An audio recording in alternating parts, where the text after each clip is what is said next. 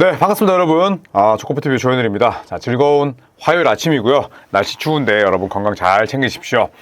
자, 이제 트레이드 마감일이 생각보다 별로 남지 않았습니다. 이제 시즌의 2분의 1 이상이 진행됐고요. 네, 그리고 트레이드 마감일까지는 약 2달밖에 남지 않았습니다. 정말 이 흐르는 시간의 속도가 정말 주체할 수 없을 정도로 빠르다는 생각이 드는데, 자, 그런 의미에서 외신들을 묶어서 이번 트레이드 시장에서 주목해야 할 센터 5인방을 한번 점검해 보도록 하겠습니다. 이 기사가 나온 지는 좀 제법 시간이 흘렀지만 또 제 개인적인 생각, 사견을 좀 덧대서 꾸며봤고요. 첫 번째 선수는 브루클린 네츠에서 뛰고 있는 닉 클렉스턴입니다. 1999년 4월 17일생이고 신장 2m 11cm, 팔 길이 2m 20cm의 굉장히 좋은 신체 조건을 가지고 있는 그런 운동 능력 뛰어난 빅맨입니다.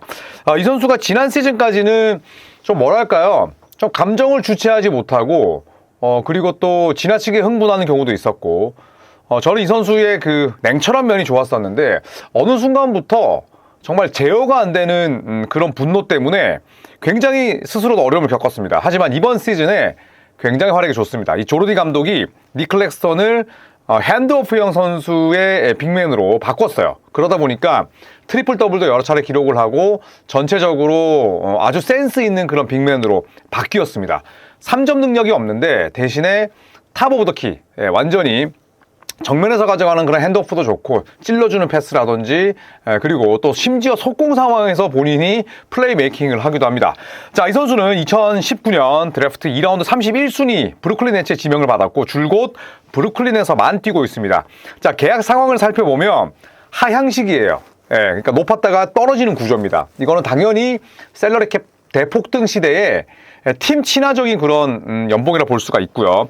25, 26 시즌 25.4밀, 26, 27 시즌 23.1밀, 그리고 27, 28 시즌 20.9밀, 28, 29 시즌 비제한 자유계약 선수니까 2년 반이 남아있고요. 네, 그리고 말씀드렸듯이 점점 계약이 금액이 떨어지는 그런 계약입니다. 자, 이번 시즌 현재 23경기 30.2분 뛰면서 13.6득점, 리바운드는 7.7개, 한창 좋았을 때보다는 떨어지지만 대신에 어시스트가 무려 4.5개입니다. 0.73, 2.4블락. 점퍼가 없기 때문에 골밑 위주로 플레이를 하고요. 필드골 55.7%. 자유투를 4.7개씩 얻어내니까 적은 편은 아닙니다. 13.6점을 넣는 선수인데 자유투가 4.7개 시도면 득점 대비 자유투 시도 개수는 많은 편이에요. 성공률이 70% 가까이 되니까 자유투가 엄청난 약점까지는 아닙니다. 자, 이 브루클린 네츠는 리빌딩 중입니다. 지난해 드래프트, 올해였죠. 드래프트 1라운드에서 5명의 선수를 모두 다 뽑았고, 베인 샤라프, 이고르 데민 등등 여러 선수들을 시험하고 있습니다. 캠 토마스 나오지 못하고 있고, 약간은 좀 방향 설정이 조금은 아리까리한 애매한 행보의 연속이지만 어쨌든 브루클린은 리빌딩 중입니다. 자, 그리고 클렉스턴은 득점, 어시스트, 자유투 성공률 등 여러 부문 커리어 하이고요. 하향식 구조와 더불어서 트레이드 가치가 높습니다. 일단은 계약 기간도 좀 남아있고, 나이가 어리고, 몸값이 비싸지 않고, 팀 친화적인 그런 연봉 계약이기 때문에 대단히 가치가 높은 매물이라 볼 수가 있죠. 자, 브루클린 입장에서도 이 선수가 1999년생이니까 마냥 젊진 않습니다. 마냥 어리진 않아요. 젊긴 하지만 어떻게 보면 지금 브루클린과는 타임라인이 살짝 안 맞기도 합니다. 자, 그렇기 때문에 미래의 유연성을 확보하기 위해서 닉 클렉스턴을 트레이드할 가능성이 높죠. 자, 브렛 시겔이 클렉스턴에 대해서 이렇게 얘기를 했습니다. 닉 클렉스턴은 골든스테이트의 잠재적인 트레이드 대상이다. 처음에는 클렉스턴 일단은 나인 슈터고, 그 다음에 또 제어가 안 되고, 그러면 프론트코트의 디그린, 닉 클렉스턴 정말 감정적으로 앞서는 선수 2명? 과연 통할까? 이런 생각이 들었지만 이 조르디 감독의 공격 시스템에서 닉 클렉스턴만큼 환골탈태한 선수가 없습니다. 그렇기 때문에 저는 모션 오펜스를 돌리는 골든스테이트에서 클렉스턴이 꽤나 맞을 수도 있겠다는 생각을 합니다만, 골든스테이트는 항상 5번 포지션에서 그냥 이 루머만 좀 피어오르는 그런 팀이죠. 네, 현실적으로 가능성은 높지 않다고 생각을 합니다. 자, 두 번째 선수는 포틀랜드 트레일 블레이저스의 로버트 윌리엄스 3세입니다. 1997년생, 그리고 2m 6cm인데 팔 길이가 무려 2m 27cm입니다. 완전히 긴팔 원숭이죠. 내 키보다 윙스팬이 20cm 이상 긴 거면 이거는 진짜 신체가 축복받은 거예요. 그 엄청난 윙스팬을 바탕으로 수비에서 대단히 큰 힘을 발휘하죠. 보스턴 시절에는 올 수비 세컨팀에 뽑히기도 했었고요. 2018년 드래프트 1라운드 27순위로 보스턴 셀틱스의 지명을 받았습니다. 현재 계약 상황 굉장히 매력적이죠. 2호 1육 시즌 13.3mm입니다. 상당히 싸고요. 그리고 2627 시즌에 곧바로 비제한 자유계약 선수로 풀립니다. 2호 1육 시즌 성적은 15경기 15.3분, 5.6 리바운드, 5.5 리바운드, 그리고 어시스트 스틸은 뭐 별 볼 일 없지만 블락샷 1.7개, 필드골은 거의 뭐 페인트 존 내, 그것도 리스트릭트 에어리 안쪽에서만 야투가 많이 시도가 되고요. 성공률이 72%, 3점은 거의 능력이 없고 자유투 42.9%, 슈팅과는 거리가 먼 선수입니다. 부상이 굉장히 잦죠. 그리고 결장의 아이콘입니다. 7시즌 동안 235경기 뛰는데 그쳤어요. 올 시즌 전까지. 평균 40경기도 못 뜁니다. 뭐 자이언 저리 가라죠. 22, 23 시즌 이후에 줄어든 출전 시간과 비중, 그리고 포틀랜드로 트레이드가 됐고요. 하지만 여전히 운동 능력과 수비력은 겸비하고 있습니다. 여기에 가성비 빅맨이죠. 당장 지금 우승을 노리거나 플레이오프 진출을 노리는 팀에게 로버트 윌리엄스 3세는 뭐 2라운드 픽 정도를 대가로 치른다면 반년 렌탈이 된다고 하더라도 팀에 큰 도움은 됩니다. 어느 팀에서나 활용이 가능한 자원이죠. 어차피 로버트 윌리엄스 3세는 건강 때문에 20분 이상 못 뛰어요.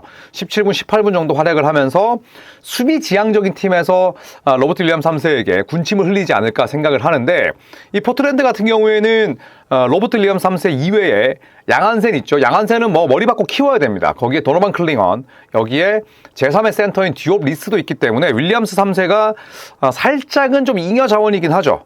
그래서 2라운드 픽이라도 받아올 수 있다면 언제든지 윌리엄스 3세는 트레이드 시킬 가능성이 높습니다. 자, 세 번째 선수는 피닉스 선즈의 닉 리차즈입니다. 마크 윌리엄스를 피해서 왔더니 마크 윌리엄스가 다시 피닉스로 왔어요. 다시 한번 윌리엄스의 백업인데, 이 선수는 로버트 윌리엄스 3세와 동갑입니다. 1997년생이고요. 2m 13cm에 111kg, 2m 23cm 윙스팬. 전체적으로 신체 조건은 굉장히 좋은 편입니다. 2020년 드래프트 2라운드 42순위로 샬럿 호네츠의 지명을 받았고 지난 시즌에 트레이드가 됐었죠.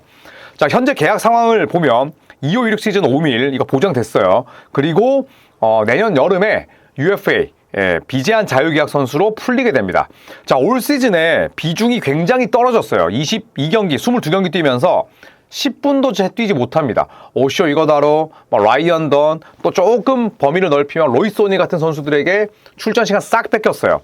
3.7득점, 3.3 리바운드에 그치고 있고요. 필드골 51.7%입니다. 팀 내 입지가 급격히 줄었습니다. 지난 시즌 같은 경우에는 샬럿에서 트레이드가 되면서 주전 빅맨으로 뛰기도 했어요. 하지만 많은 것들을 보여주거나 입증하지 못했습니다.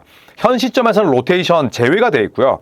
다만 아직까지는 나이가 많지 않습니다. 이제 28살이고요. 그리고 몸값이 낮습니다.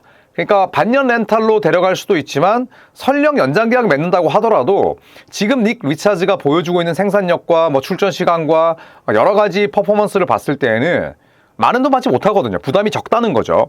백업 자원으로 활용하기에는 상당히 좋은 만기 계약자인데, 피닉스 입장에서는 사실 무리한 맷 22야 구단주의 말도 안 되는 운영 정책으로 인해서 미래 자산이 별로 없습니다. 그래서 리차즈로 만약에 2라운드 픽이라도 한 장 얻어올 수 있다면 언제든지 리차즈는 내보낼 수가 있죠. 라이언 던, 오쇼 이거다로, 그 다음에 로이스 오니 이런 선수들이 완전한 오버는 아니죠, 당연히. 하지만 프론트 코트를 작게 가져갈 수 있는 또 피닉스 선즈이기도 하고, 조던 호트 감독의 역량이 생각보다 훌륭하기 때문에 닉 리차즈가 지금 전력에서 배제가 됐다면 피닉스는 빠르게 또 판단을 내릴 수 있다는 생각이 듭니다. 자, 네 번째는 유타 재즈의 유서프 너키치입니다. 1994년생. 현재까지 저희가 소개한 선수 가운데 가장 나이가 많고요. 2m 11cm에 132kg이 나가는 굉장히 중량이 많이 나가는 그런 정통 5번이라고 봐야죠. 2014년 드래프트 1라운드 16순위로 시카고 불스에 지명을 받았지만 커리어는 덴버에서 시작을 했고요. 현재 계약 상황은 올해가 만기입니다. 2호 1육 시즌 19.4밀, 그리고 내년 여름에 UFA 완전히 비제한 자유계약 선수가 됩니다. 이번 시즌 성적 생각보다 괜찮아요. 유타 재즈에서 이 워커 캐슬러가 시즌 아웃됐기 때문에 유서프 너키치가 주전 빅맨으로 뛰고 있는데 21경기 24.3분, 8.2득점, 9.3 리바운드, 3.8어시스트, 1.6 스틸이니까 다재다능하죠. 너키치가 전성기를 보냈던 포틀랜드에서도 아쉬운 부분은 있었지만 너키치의 가장 큰 강점은 다재다능함이었습니다. 유럽산 빅맨다운 그런 팔방 미인다운 면모가 있었는데 아쉬운 점은 야투 효율입니다. 너키치는 파괴적인 움직임과 거리가 멀어요. 전성기 때도 발이 느렸습니다. 전성기 때에도 골밑슛을 많이 흘렸어요. 올 시즌 현재 필드골 46%가 안 되고요. 3점은 이제는 약점이 돼버렸어요. 3점을 던질 수는 있는데 성공률이나 성공 개수 좋지 못합니다. 자유투 고장 나 있고요. 자, 득점은 루키 시즌 이후에 최저지만 어시스트는 단 24분가량 뛰면서 세 번째로 커리어에서 높습니다. 그만큼 동료들을 살릴 수 있는 그런 컨트롤 타워의 역할은 잘 한다는 뜻이고요. 수비 리바운드도 확실하죠. 보통은 보드 장악력이 뭐 그렇게 뛰어나지 못하다는 평가도 받았었습니다만 유타에서는 잘 잡아내고 있습니다. 경험 풍부하죠. 덴버, 포틀랜드 등등을 거치면서 많은 그런 경험을 쌓았습니다. 안정적인 백업 빅맨이 단기로 필요한 팀들의 주요 타겟이 될 수 있겠죠. 너키치는 주전으로 지금은 사실 뛰면 안 되는 그런 나이긴 합니다만, 뭐 나이라기보다는 이제 생산력이 많이 떨어졌으니까. 하지만 너키치가 백업으로 나와서 마치 덴버 너게츠의 요나스 발렌슈나스처럼 15분, 18분, 20분 정도는 아직까지 충분히 뛸 수 있기 때문에 플레이오프 혹은 우승 후보, 봄농구 컨텐더들의 주요 타깃이 되지 않을까 생각을 합니다. 자, 그리고 유타 재즈 입장에서도 물론 워커 캐슬러의 아웃은 아쉽지만 지금 유타 재즈는 플레이오프를 노리는 팀이 아닙니다. 그리고 카일 필리퍼스키에게도 기회를 줘야 되기 때문에 너키치는 만약에 솔깃한 제안이 들어온다면 유타가 언제든지 던질 수 있는 카드다, 이렇게 볼 수가 있겠죠. 자, 마지막으로는 조나단 아이작입니다. 올랜도 매직에서 뛰고 있는, 올랜도 매직에서만 뛰고 있는 원클럽 맨인데 1997년생이에요. 네, 그러니까 로버트 윌리엄스 3세와 동갑입니다. 닉 리차즈와도 동년배고요. 2m 8cm, 104kg, 팔 길이는 짧은데 굉장히 운동 능력과 수비력이 좋은 선수입니다. 2017년 드래프트 1라운드 6순위로 올랜도 매직의 지명을 받았지만 이 선수는 로버트 윌리엄스 3세보다 더한 인저리 프론이었어요. 하지만 최근 들어서는 건강을 회복했고요. 현재 계약 상황은 지금 소개한 5명 가운데 가장 길게 남아 있습니다. 살짝 하향식 계약이긴 합니다만 연평균 약 15밀짜리 계약이 28-29 시즌까지 있으니까 3년 반이 남아 있어요. 그러니까 97년생이면 이제 전성기에 돌입했는데 지금 아이작이 올 시즌에 보여주고 있는 생산력 자체를 놓고 보면 3년 반이라는 그 기간 자체가 좀 부담스러울 수는 있습니다. 2029년 여름에 비제한 자유계약 선수가 되니까 잔여 계약이 상당히 많이 남은 편이죠. 올 시즌 20경기 뛰면서 10.2분, 2.9득점, 3.2리바운드에 그쳐 있습니다. 블락샷 0.5개고요. 필드골, 3점, 자유투 전부 다 빅맨의 그것이라 보기에는 모두 다 미진합니다. 수비형 빅맨이었죠. 아이작이 처음에 올랜도 왔을 때에도 공격력은 전혀 눈에 띄지 않았습니다. 수비, 그 다음에 팀 디펜스, 그리고 구진일 소화 능력이 장점이었는데 일단 공격력은 더 하락했습니다. 리그 최저 수준이 됐고요. 그리고 올 시즌 현재 뛰고 있는 10.2분이 커리어 통산 최저 출전 시간 및 그리고 리바운드까지 연결이 되고 있습니다. 다행히 건강은 회복했어요. 최근 들어서 아이작이 큰 부상을 입진 않았습니다만 전체적으로 민첩성이라든지 그 다음에 수비력 자체가 많이 떨어졌어요. 수비 지향적인 팀에는 맞는 조각이지만 말씀드렸듯이 잔여 계약이 문제입니다. 그리고 이 조나단 아이작의 잔여 계약 14.5밀? 뭐 괜찮아 라고 생각하는 팀들은 관심을 갖겠지만 3년 반의 이 계약을 내가 품으면서까지 아이작을 데려갈 팀이 있을까라는 생각은 듭니다. 현지에서는 아이작에게도 트레이드가 될 가능성이 높다라는 평가를 내렸습니다만 저는 연평균 금액이 15밀에 미치지 못한다고 하더라도 3년 반의 잔여 계약이 결국 아이작의 트레이드를 방해하는 요소가 되지 않을까 생각을 합니다. 자, 올랜도 매직은 모 바그너가 현재 부상에서 회복하고 있지만 동생인 프란츠 바그너가 ACL 파열이 의심되는 부상을 현 시점에서 입었어요. 오늘 경기에서 뉴욕 닉스 전에서. 그렇다고 해서 과연 아이작의 출전 시간이 늘어날 것이냐라고 묻는다면 저는 아닐 것 같습니다. 트리스탄 다실바가 많이 뛸 것 같은데 만약에 올랜도 매직이 정말 아이작을 팔고 싶다면 어느 정도의 쇼케이스는 하겠죠.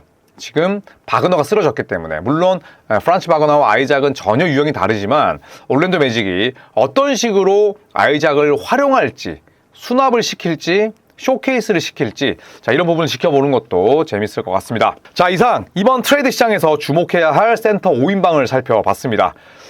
트레이드 마감일이 진짜 2달밖에 남지 않은 게 좀 믿기지 않긴 하는데, 여러분께서도 연말 잘 보내시고요. 저희 조코피TV도 여러분의 농구 라이프에 더욱더 풍성한 소식을 가미할 수 있도록 노력하겠습니다. 고맙습니다.